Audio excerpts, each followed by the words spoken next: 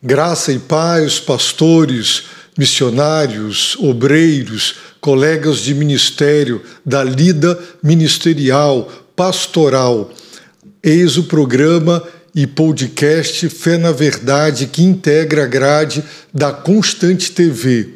Este programa, este podcast, ele pretende ser uma continuidade da proposta da conferência Fé na Verdade. A visão, a missão, o objetivo da conferência é cuidar dos que cuidam do rebanho de Deus. E este podcast, ele sempre trata de assuntos que são relevantes para os pastores. Isso não significa que você, que não é pastor, não seja para você interessante.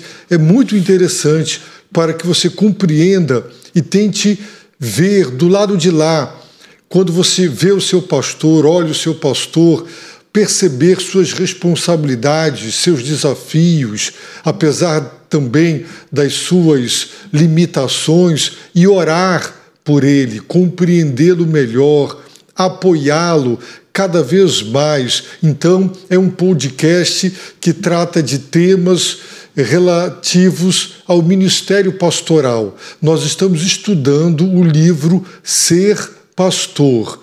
É um livro devotado aos pastores, com vários capítulos interessantes. Hoje nós abordaremos sobre o culto, sobre a liderança do culto, e eu não tenho a menor dúvida de que, embora os pastores façam isso sempre e continuamente, sempre é bom ouvir, aprender, trocar ideias sobre esta parte tão importante, uma vez que o culto é do Senhor, é para o Senhor.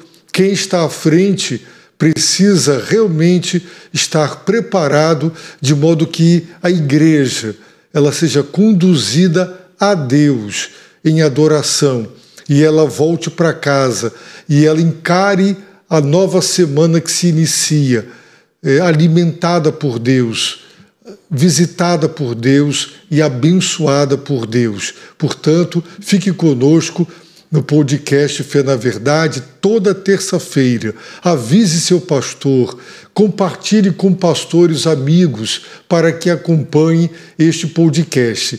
Estudando este livro, Ser Pastor, comigo está aqui o pastor João Saraiva, pastor da Igreja Batista Dom Pedro, e nós estamos juntos nessa empreitada de compartilhar não só o conteúdo do livro, mas também as nossas próprias experiências pessoais, que vão enriquecer o bom texto, as boas instruções, os bons conselhos que os autores do livro compartilham conosco. Pastor João Saraiva, mais uma vez, seja muito bem-vindo ao podcast Fé na Verdade. Obrigado pela sua participação, que tem sido bênção para nós. E hoje o tema é muito significativo, bem relevante, porque trata da condução do culto. Sim. E é uma atividade pastoral, uma atividade da igreja, que aparentemente parece não ser muito difícil de se trabalhar, mas é de grande importância que o pastor realmente se envolva junto com a igreja, no sentido de trazer sempre uma liturgia que seja saudável e que conduza de fato o povo a adorar ao Senhor. Sim, é isso, pastor, é interessante, né? Porque nós nos preparamos para pregar e nem sempre nos preparamos para conduzir o culto, não é? E é tão fundamental esse preparo quanto o preparo para a pregação. Então vamos lá, capítulo 10 do livro Ser Pastor, a condução do culto. Vejamos quais são as orientações e sugestões dos escritores do livro. E ele afirma que há poucos privilégios maiores do que conduzir os cristãos em seu culto a Deus. É um privilégio. Pode ser de um púlpito ou de uma plataforma, pode ser uma grande congregação ou um grupo em casa. Muitas vezes nos esquivamos de antemão diante da enorme responsabilidade e ainda encontramos grande alegria em cumpri-la. Conduzir as pessoas a Deus realmente é um privilégio e é uma responsabilidade para nós, pastores, muito grande. Hoje, dá para a gente observar que muitas igrejas enveredaram pela modificação do salão de culto, sim, colocando a plataforma toda preta, com jogo de luzes, e o púlpito já foi removido. A tentativa de passar a ideia de como se fosse um anfiteatro, o culto, o show, como acontece, ou as palestras dos coaches e de outros influenciadores, e quase que querendo dizer que nós cumprimos um papel semelhante. Isso tem descaracterizado o culto, no meu entendimento, pela própria descaracterização do local. Né? Imagine um salão de culto tudo preto, não é? Totalmente fora da realidade. Então, o que o pastor espera? Ser um Silvio Santos, não é? Um Faustão, sim, um entretenedor de plateia, o desejo assim de tornar mais dinâmico, mas não seria isso mundanismo? Para muita gente, mundanismo, né, é usar um biquíni fio dental numa praia, é xingar palavrão, de fato essas coisas são, mas mundanismo é abraçar os valores do mundo, as estratégias do mundo para tentar cooptar, dar mais vivacidade ao culto. E não é isso, né, pastor? Como o senhor vê essa tendência nos dias de hoje? Eu percebo que é uma falta do entendimento do que é de fato adorar a Deus em espírito e em verdade. E como nós estamos numa dimensão material, vamos dizer assim, nós temos a tendência de olhar muito a estrutura e não entender que quando se trata de lidar com as coisas de Deus, nós temos que estar sensíveis às disciplinas espirituais. E a adoração é uma disciplina espiritual. A oração, a palavra. Então, todas estas disciplinas precisam ser trabalhadas de maneira que o nosso espírito seja edificado, seja treinado. Agora, quando uma igreja, quando um pastor, quando um cristão não é de fato levado através das disciplinas espirituais a exercitar isso, a tendência é nós nos prendermos à estrutura, aí ficarmos achando que métodos, que estratégias que não são errados, devem ser o nosso foco principal. O nosso foco principal deve ser Deus, deve ser a sua palavra, devem ser as disciplinas que nos colocam no lugar onde nós vamos, de fato, adorá-lo em espírito e em verdade. É verdade, pastor. Então, dando seguimento, é fácil ficarmos tão envolvidos com nossa própria atribuição em uma reunião ou culto, sobrecarregados, que estamos com um sentido de responsabilidade, que nos esquecemos das pessoas a quem vamos ministrar. Fazer uma pausa para orar por elas ajuda a manter nosso serviço em perspectiva. Uma disciplina que eu tenho há muitos anos, realmente domingo, é acordar muito cedo, não só para fazer a revisão do sermão, mas para orar, sim, pelo culto e pedir a Deus que visite a igreja, visite os corações, que os que entrarem perdidos sejam salvos, os que entrarem abatidos sejam animados por Deus, os que entrarem sofrendo sejam consolados e confortados. Eu penso, pastor, que nós devemos chegar ao púlpito com essa expectativa e essa esperança de que Deus vai visitar a congregação, não é? E às vezes isso já aconteceu comigo, o som não está bom, o coro está atrasado para entrar, a equipe de louvor, e você fica ali e até se estressa um pouco com pessoas lá na porta conversando, ao invés de entrarem.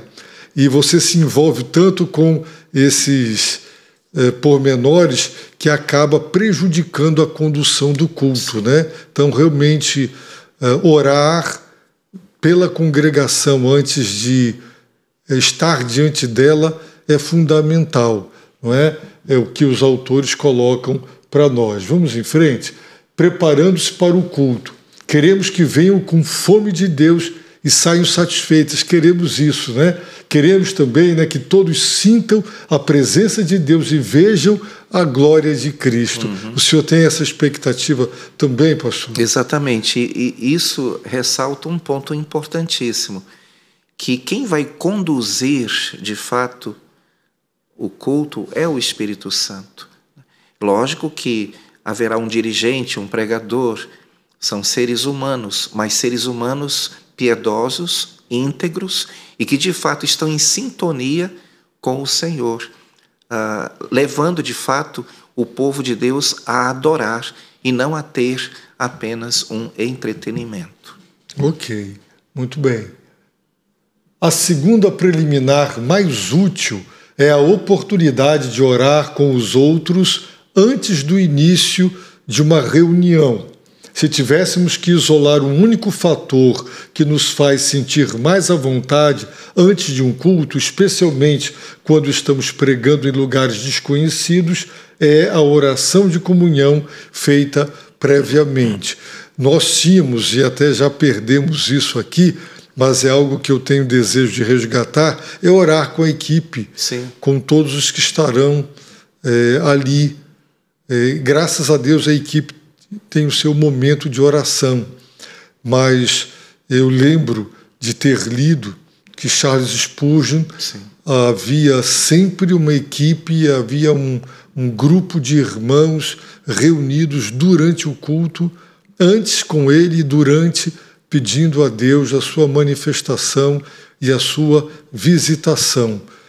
Nós já temos experiência de estar à frente, não ficamos tão acanhados ou enrolados, né? Como às vezes alguém que ainda fica nervoso para dirigir a congregação. Isso nos faz colocar no automático a direção do culto. Exatamente. Isso é um perigo. Toda rotina é perigosa quando realizada mecanicamente, não é? E ver os hinos, ver o texto bíblico. Eu sempre preparo um momento para intercessão, peço a Deus que guie meu coração, e às vezes eu planejo uma coisa e Deus me dá outra, e normalmente muita gente compartilha que aquele momento de intercessão foi usado por Deus para ir ao encontro das necessidades. Como é a sua experiência, pastor? Nós temos tido experiências de ter equipes que participam dos cultos, como o grupo do louvor, orando antes, reunindo com os diáconos também, com aqueles que vão fazer parte da programação. Então, esse ponto é muito importante, a preparação. Eu tenho o hábito de chegar 1 hora antes, eu gosto de checar tudo, porque mesmo que tudo esteja já antecipadamente planejado e preparado, mas sempre podem ocorrer imprevistos.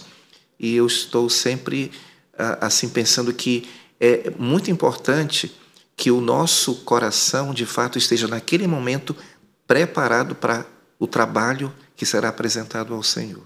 Ok, muito bem. Não é incomum que os líderes cheguem com meia hora ou 25 minutos de antecedência para que haja um quarto de oração corporativa. Isso deixa uma pausa útil para aqueles que dirigem terem um tempo de silêncio antes do início do culto. Esse hábito tem muito a ver com a prática da igreja em questões como essa, e nossa iniciativa pode ser necessária para mudá-lo para melhor. Não é? É a realidade dos autores do livro. Ok. Pontualidade, comportamento e voz. Reuniões e cultos devem começar pontualmente. eu gosto de dizer que nós devemos honrar o horário e quem honra o horário. Sim. Porque atrasar, porque a equipe de louvor não está pronta, ou algum outro problema, de fato incentiva a igreja, como o autor vai colocar, né, a não se preocupar. E o culto, esse é um problema, não sei como é na sua congregação, mas as pessoas elas vão chegando sempre muito atrasadas e a palavra, para mim, o momento de louvor, o momento de oração preparam exatamente a igreja para receber a palavra. E quando as pessoas chegam agitadas, conversando, rindo, algumas irreverentes, né, deveriam chegar em silêncio, sentar e orar, aquilo as deixa ainda agitadas. Sim. E quando elas vão focar, às vezes já está na hora da pregação e muita gente fica voando, né? E deixa de ser abençoado ou abençoada no culto. E o autor diz, se anunciamos um determinado horário para um culto e esperamos que as pessoas façam um esforço para chegar a tempo, é cortês honrar esse esforço, começando na hora marcada.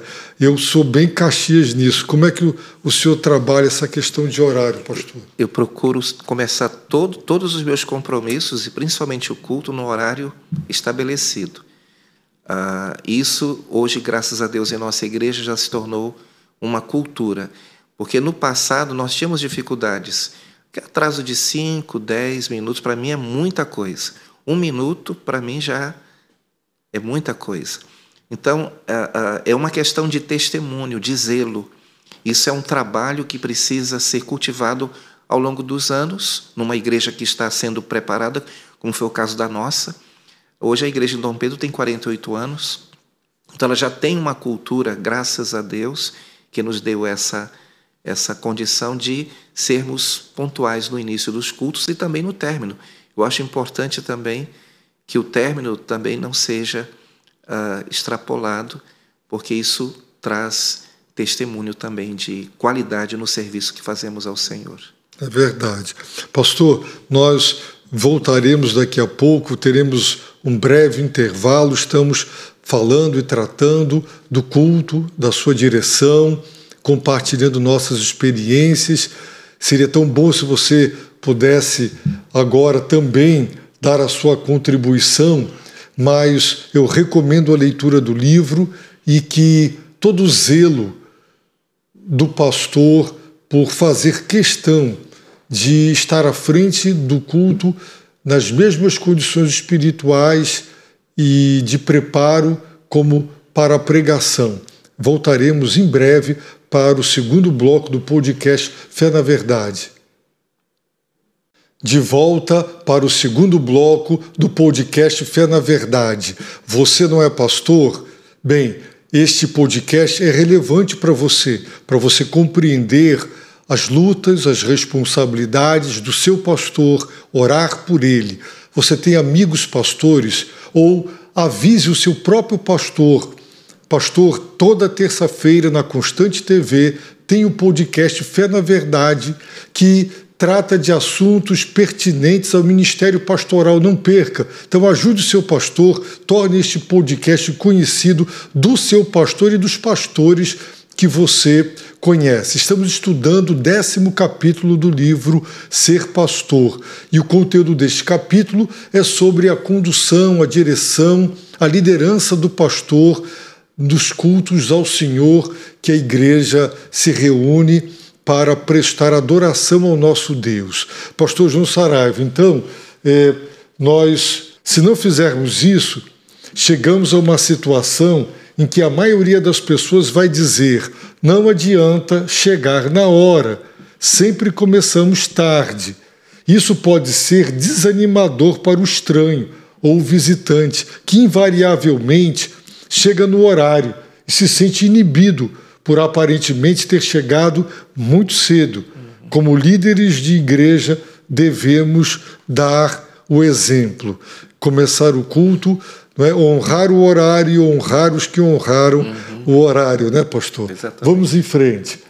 Muito bem. É bom dizermos a nós mesmos, enquanto subimos para o púlpito ou chegamos a uma plataforma, creio no Espírito Santo, ou eu posso fazer tudo através dele que me dá força, ou alguma declaração equivalente à nossa confiança em seu socorro. E eu me lembro de Spurgeon. Eu não sei se ao fazer essa declaração ele estava pensando no que Spurgeon disse, não é? Porque para chegar na plataforma onde estava o púlpito tinha realmente uma escada e ele subia, né, aquelas escadas, e ele era um grande pregador, um orador excepcional, mas apesar de toda sua inteligência, Spurgeon era alguém com uma inteligência incomum, não é? E um orador excepcional, mas apesar de tudo isso, lembrando que ele falava para um auditório de milhares de pessoas sem microfone, incrível, sem alto-falante, sem caixas de som, não é? E, segundo os testemunhos, a congregação ficava realmente fixada nele. E ele subia a plataforma para pregar e dizer: eu creio no Espírito Santo, revelando assim o seu temor, o seu tremor diante da responsabilidade, não é, pastor?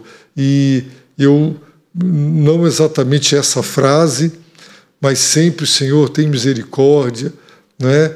Pai, quando eu abrir a minha boca, que me seja dada a palavra, Pai, que a tua glória seja a minha retaguarda, vai à minha frente, sustenta, livra-me do erro. É uma oração que eu faço muito para Deus me livrar de pronunciar qualquer palavra, qualquer frase que não corresponda com a verdade, uma graça, um exemplo incompatível que não encaixa, ou muitas vezes, não é, uma postura inadequada para o pastor. sim, Então, ou um exagero numa informação, não é? Muitos pregadores, né? Centenas de pessoas se converteram, né? Aquele exagero que não corresponde com a realidade. Como é que o pastor, ao assomar o púlpito, como o irmão tem essa prática de ir orando? Como é a sua experiência, pastor? Então, a sua fala me faz assim tranquilo em relação à minha postura, porque a gente tem a tendência de deixar de lado esse aspecto que é o espiritual com entendimento, diferente do espiritualizar as coisas. Então, a forma como o irmão expressou o seu pensamento é a mesma como eu também procedo, entendendo que eu estou ali, apesar de ter me preparado, de ter planejado, mas reconhecendo que é na dependência do Espírito Santo. Eu não posso me esquecer disso em nenhum momento. Eu sou muito cauteloso, eu sou muito cuidadoso para exatamente não cometer nenhum tipo de gafe que venha a atrapalhar o processo de levar o ouvinte a ter um encontro divino. Uma brincadeira Sim. gera uma irreverência, Sim. E uma descontração que pode tirar a própria igreja, né, Sim. do espírito de adoração. Por que eu falo assim? Porque eu já percebi que há muitos pastores que não dão muita atenção para isso e que acabam agindo no automático, né? A sua performance lá no púlpito acaba sendo uma performance que tira o brilho da presença do Senhor, porque não somos nós que somos ali o foco principal, é o Senhor. E Ele está se apresentando através do nosso ministério, seja do pastor, seja do grupo de louvor, sejam os diáconos, toda a equipe que preparou aquele momento para que este serviço, nós não usamos isso em português, em inglês usam, mas este serviço seja feito com entendimento, com excelência. É interessante, pastor. Uma família estava num culto e o pastor estava querendo exemplificar e ele queria um objeto que as mulheres usam no cabelo, que é apelidado de piranha. Sim. E ele disse, não tem piranhas nessa igreja? E aí a turma caiu na gargalhada, e aquilo é motivo de chacota, mas uma brincadeira maliciosa, em que isso contribui para levar as pessoas a adorar a Deus? Nada. É engraçado, as pessoas entendem que é informalidade, mas para mim isso é irreverência. O culto pode ser simples, Sim. ter, não é, a sua naturalidade, mas não perder o temor e o tremor. Eu creio que isso está cada vez mais, os cultos estão se tornando muito irreverentes, porque estão mais centrados no ser humano do que no próprio Deus. Isso não significa que não possa haver um humor, mas que seja um humor saudável. Sim. Isso é possível. É verdade, com certeza. Muito bem. Aí ele vai entrar agora no assunto da vestimenta. A maneira como nos vestimos deve refletir nossa consciência do privilégio em sermos representantes de Jesus Cristo. Devemos estar limpos, alinhados e ainda assim humildes em nossa aparência, e roupas quando estamos sob os olhos do público, de modo que não desviemos a atenção da adoração de Deus e da atenta escuta da sua palavra, transferindo-a para nós mesmos. Tinha uma irmã empresária que tinha lojas de roupas aqui em Manaus, e falaram para ela, na época, era o programa Conexão, Sim. conectando você a Deus. E falaram para ela, ela assistiu, e eu queria conversar com o pastor, estou estudando a possibilidade de patrocinar. E eu fui ao encontro, ela foi muito educada, ela me recebeu muito bem, e ela então me disse que as minhas roupas eram muito sóbrias, e ela me mostrou um paletó cheio de, não sei nem o nome daquilo, se é lantejola, Sim. Um negócio assim, extremamente extravagante, algo assim que eu jamais usaria isso, acho que é só para quem pula carnaval, sei lá o quê. E ela entendia que o pastor ele tinha que ter um diferencial de roupa para que as pessoas grudassem a atenção nele. E ela disse, eu visto o meu pastor, ele usa esse tipo de... E eu fiquei assim, eu agradecia a oferta, né, da irmã, mas mostra, João Batista disse, é necessário que ele cresça e que eu diminua, né? Então, claro, o pastor deve ir bem arrumado para estar à frente do culto, mas não usar roupas coloridas e estampadas demais que chamem muito mais a atenção para ele do que propriamente para o culto. Também, né, eu lembro de uma frase, o pastor Frederico, convidado para pregar em algum lugar aí, e disseram que ele estava sem paletó, e ele botou o paletó na cadeira e disse, prega paletó, aquele jeito dele, né, que é muito incisivo. Realmente não há nenhuma prescrição bíblica sobre qual é a vestimenta. Jesus usava a túnica, as túnicas comuns usadas por todos, e ele ensinava e pregava com a roupa comum. Nos tempos passados, os pastores usavam as togas, as batas, né? Depois, com o advento aí do capitalismo, do mercantilismo, o pastor começou a adotar a roupa, o paletó e a gravata do executivo, né? Do empresário, de um homem de negócios. Não há nenhuma prescrição bíblica sobre que tipo de vestimenta, né? Mas eu penso que a sobriedade, exatamente, ela é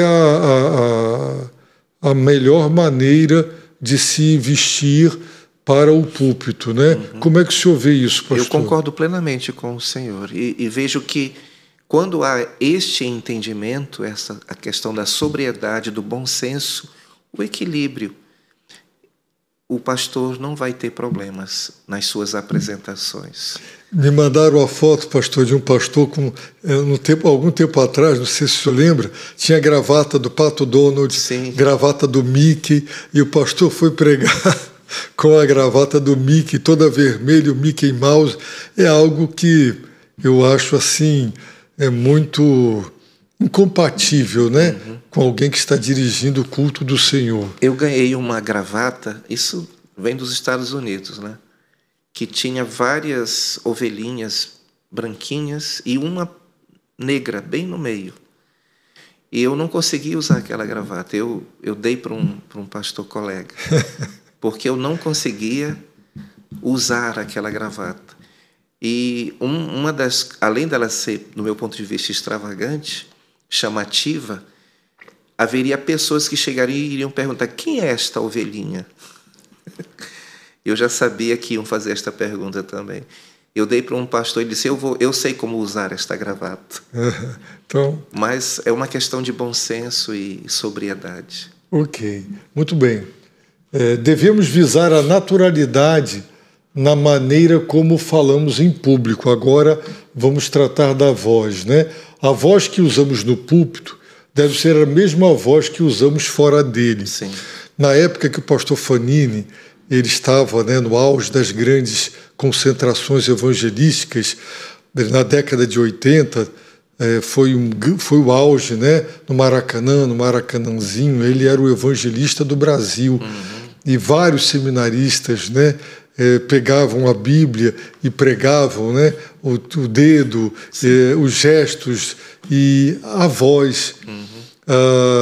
Quando Caio Fábio esteve naquele bom momento dele, outrora, muitos também começaram a imitar o jeito, o tom de voz, por admirar.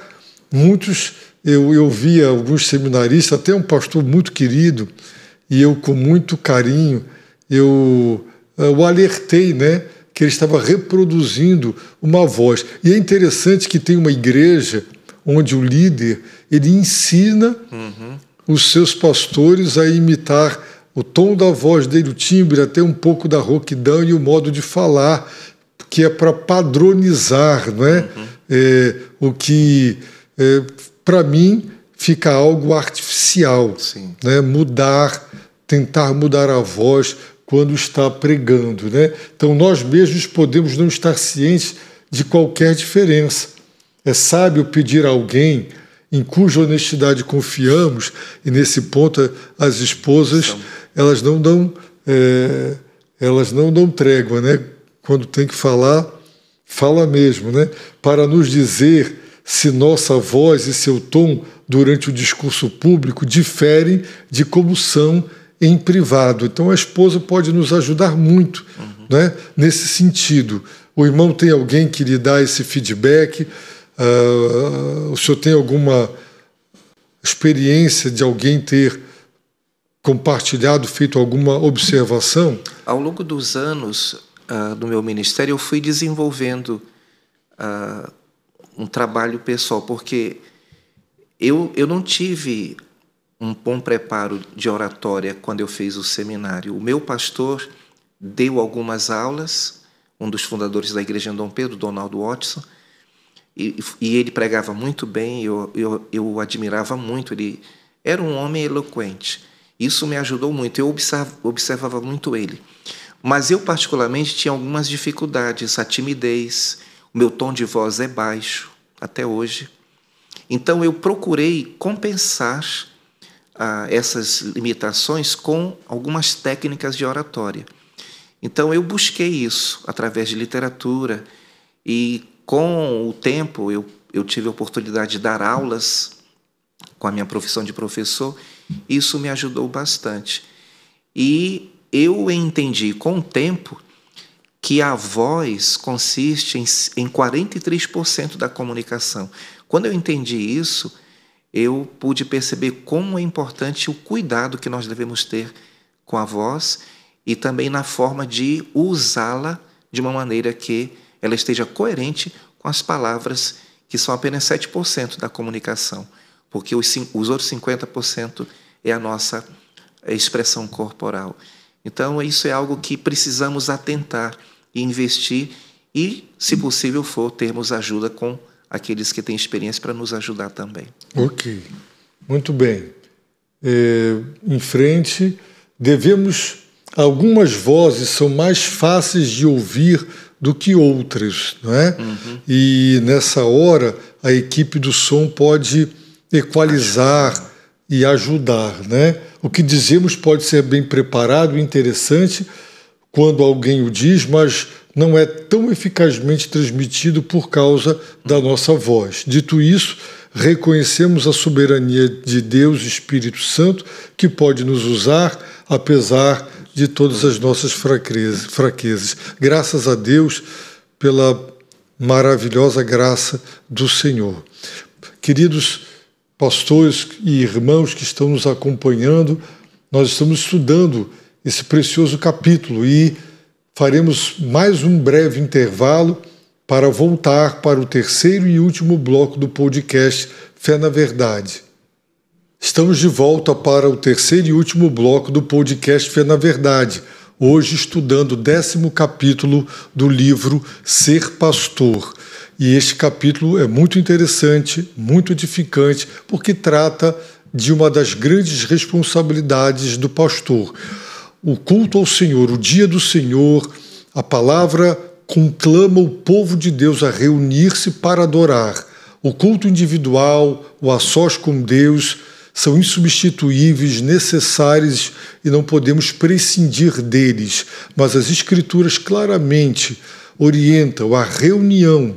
E isso é a igreja, o povo de Deus reunido para adorar o seu Senhor e o seu Salvador. E nós, os pastores, via de regra, somos os dirigentes dos cultos e não somos apenas indicadores. Alguém vai cantar, alguém vai fazer isso. É muito mais do que isso.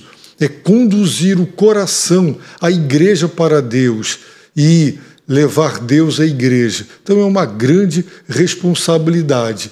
E os autores tratam de algumas partes do culto, né? Então, as tradições da igreja influenciam a inclusão, proeminência ou a falta de destaque que damos às diferentes partes do culto público. Eu entendo, pastor, que 3 momentos são fundamentais. O momento, ou 2 grandes partes do culto. A parte da igreja em direção a Deus, louvor e oração. E a parte de Deus em direção à igreja, a palavra. Não é? E também acredito que um culto verdadeiro, nós devemos nos humilhar diante de Deus. O culto, no meu entendimento, o louvor deve ser uma celebração do próprio Deus, da vitória que Ele conquistou para nós, exaltá-lo por ser o Criador, por ser o Redentor e celebrar a vitória dele, que é a nossa vitória. Mas, como somos pecadores, o culto verdadeiro deve ter um momento para contrição, um momento para quebrantamento, um momento para a igreja se ajoelhar, se humilhar, orar. Então, esse momento de quebrantamento, confissão, de conserto com Deus, de avaliação, examine-se o homem e confesse, eu entendo que é muito importante, é um elemento importantíssimo do culto. E quando chega então o momento da palavra, a igreja realmente está preparada, né, para receber a santa semente incorruptível, que é a palavra de Deus. Não é, pastor? Muito bem, vamos em frente. E os autores colocaram: nada garante que uma forma completamente estruturada de culto público seja mais guiada pelo Espírito Santo do que uma estruturada, né? Então, cada igreja pode adotar aí a sua prática. Não significa, se há temor e tremor e reverência, que se essa ordem não for usada, Deus não vai se manifestar, né? Então, a estrutura é necessária, ou a falta dessa estrutura, como usando aqui o termo que foi colocado, a desestrutura, o fundamental é, de fato, a submissão à direção do Espírito Santo. Porque mudam as culturas, as regiões diferentes. Por exemplo, uma liturgia numa cultura onde a igreja é perseguida é totalmente diferente das nossas liturgias. Mas a presença do Espírito naquele ambiente e envolvendo pessoas piedosas e íntegras, idôneas, com uma consciência limpa, fazem com que aquele culto se torne realmente relevante. Sim. E que atende às necessidades da igreja. Exatamente. Né? E ele vai dizer, seja qual for a tradição a que pertençamos e quaisquer que sejam as convicções que temos, a questão crucial é que nossa adoração em todas as suas partes deve ser aceitável a Deus e não a nós, e, portanto, em espírito e em verdade. Então, nos preocupar, será que essa prática agrada a Deus? Por exemplo, as pessoas pulando, as pessoas gritando, veio um grupo musical, eu tinha boas informações do grupo musical e confesso e assumo a responsabilidade de que eu não verifiquei o que eu deveria ter feito. E naquele dia a juventude encheu o local de culto e todo mundo em pé, pulando, gritando. Eu fiquei tão triste, fiquei tão aborrecido e não consigo conceber. Para mim, a impressão que eu tenho é de que os crentes têm dor de cotovelo, gostariam de estar em shows, em pé, pulando, gritando, reproduzindo aquele modelo, né? E interessante porque essa banda que foi convidada e trazida e que tocou e cantou, eles usaram o gabinete como camarim. E eu fiz questão de ficar lá. E percebia claramente as conversas, quando um ia cantar ou houve uma meditação, eles saíram, foram para o camarim, não ficaram.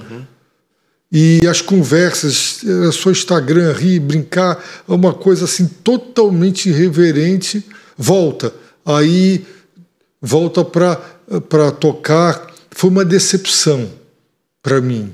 E alguns jovens também se decepcionaram. A grande maioria gostou, mas eu fiquei bastante decepcionado com aquele encontro e nós vamos ter todos os cuidados para que isso não aconteça, não é?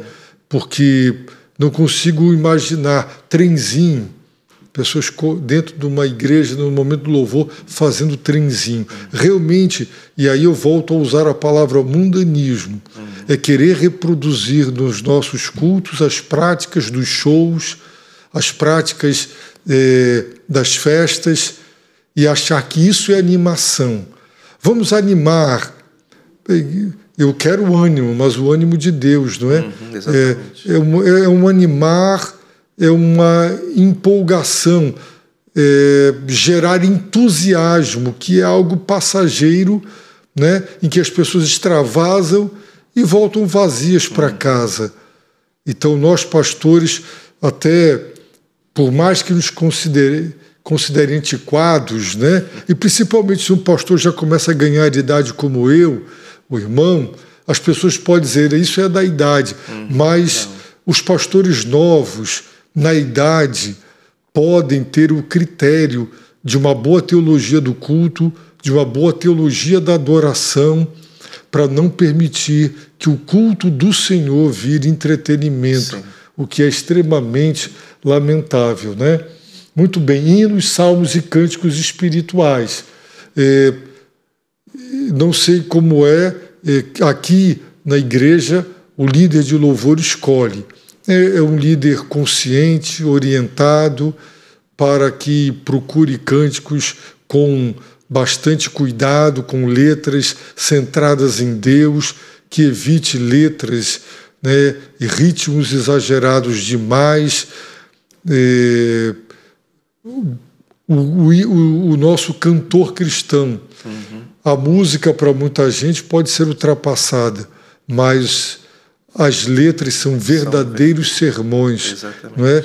E aqui na igreja nós não abrimos mão de cantar esses hinos. Né? Podemos até dar um ritmo mais atualizado, mas as letras são importantes. Eu achei interessante porque minha filha hoje está em outro local e a igreja que a convidaram para participar é uma igreja assim, com um louvor bem descontraído, e ela foi para uma igreja onde tinha os hinos.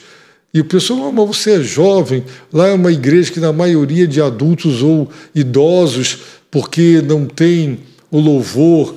E ela disse, não, eu gosto dos hinos, porque no nosso culto doméstico ela aprendeu a cantar os hinos do cantor e ama.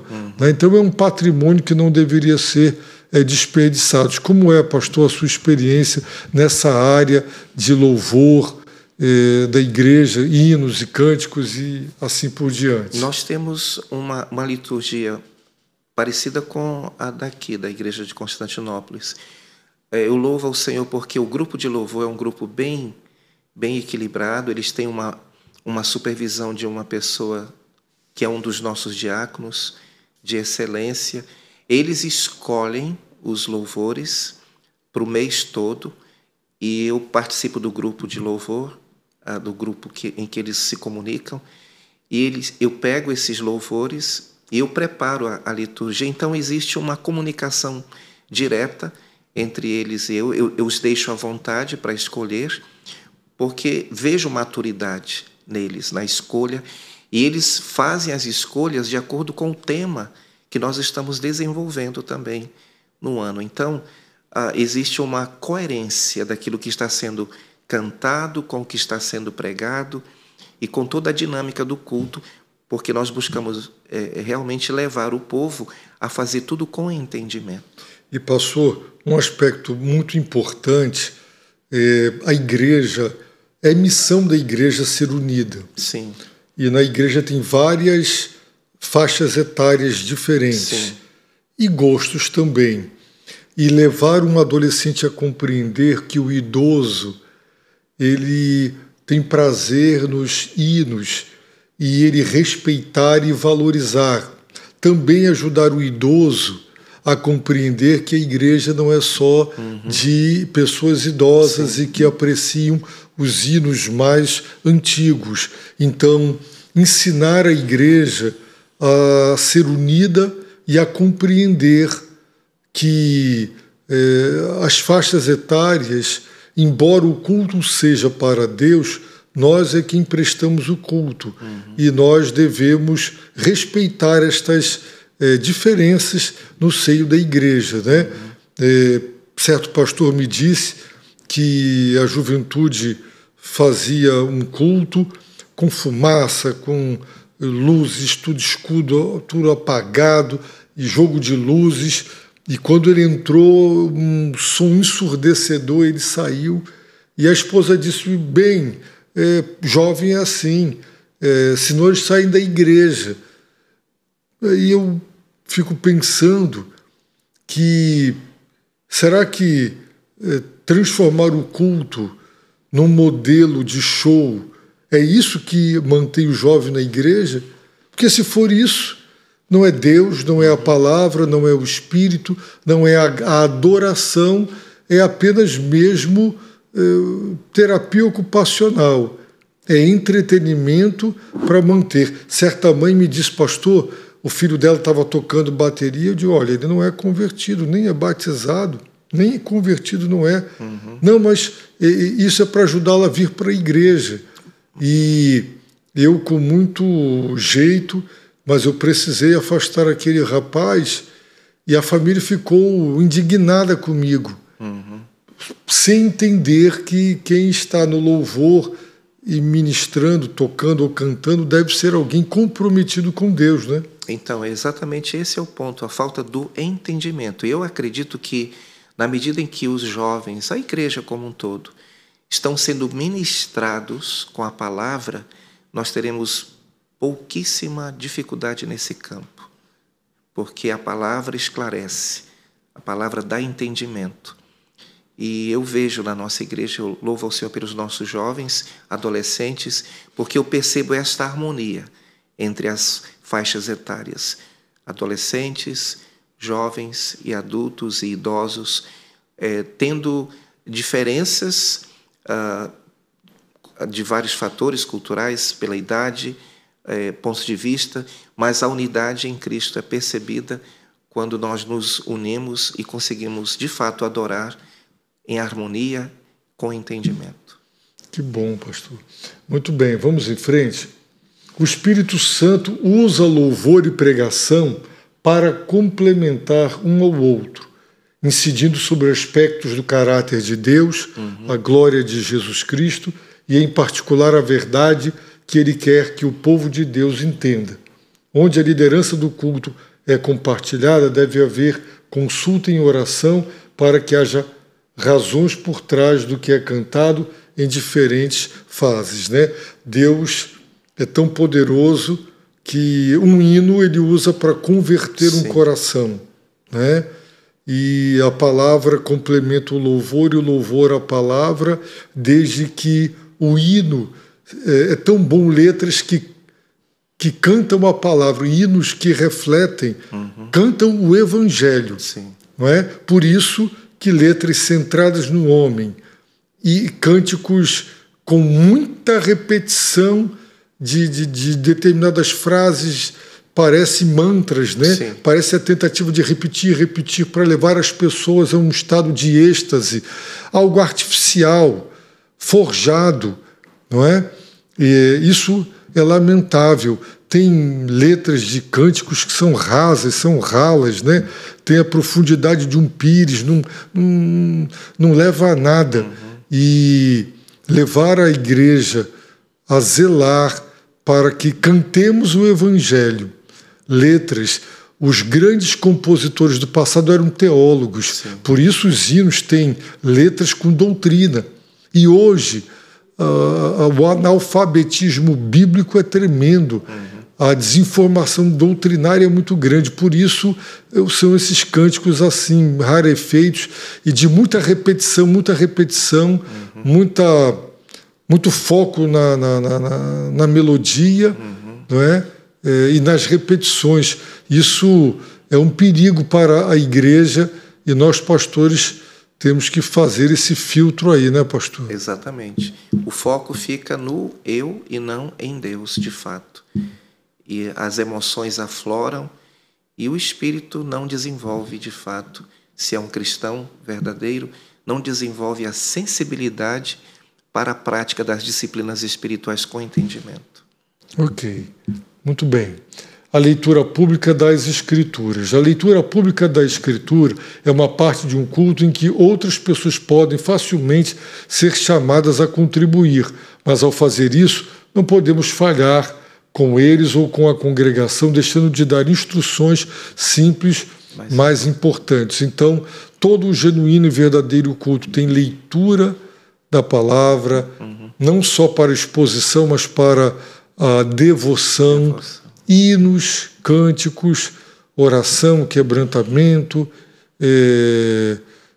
diante do Senhor, contrição, confissão e a exposição da palavra. Que responsabilidade. Pastor, estamos chegando ao fim de um dos capítulos desse livro precioso. As suas contribuições são tão significativas. Mais uma vez, muito obrigado por estar conosco, participando deste podcast. E você, pastor, que está nos acompanhando, você, querido irmão, torne o podcast Fé na Verdade conhecido do seu pastor e dos seus pastores amigos, para que eles acompanhem toda terça-feira o podcast Fé na Verdade. Que Deus vos abençoe rica e abundantemente.